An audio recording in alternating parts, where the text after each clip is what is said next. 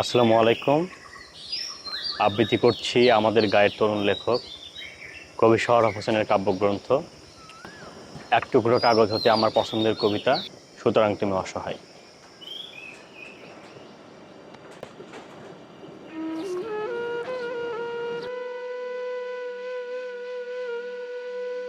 দীর্ঘ সূত্রে তুমি আমি একসাথেই চলা, কখনো মেঘ কখনো ধোঁয়াশার মতো, আবার কখনো ছন্দে ছন্দে রেখার মিল, মিলনে শয়নে স্বপনে হঠাৎ আচরণিক ছন্দ পতন, অভ্যুদয় কারিশমা।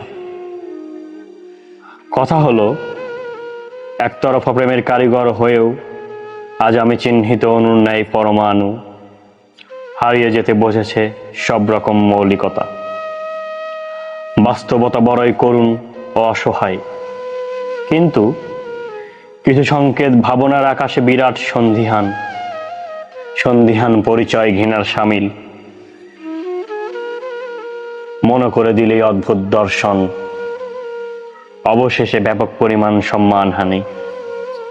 এটা হলো বিবেকের তাড়নায় অসহ্য দাহ, যা মেনে নিয়ে চলার নাম মানবতার সভ্য সমাজে সুষ্ঠু নিরপেক্ষ মানসিকতায় সুশিক্ষিত মানুষ।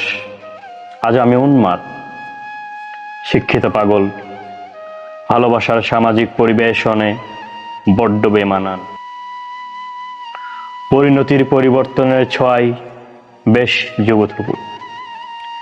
কেন জানি আমার চলার পথ আজ আনমনে নিরবিচ্ছিন্ন নীরবতায় মগ্ন, বারংবার বুকে হাত দিয়েই বলে যাচ্ছে, পথিক তুমি পথ হারিয়েছ, সুতরাং তুমি অসহায়।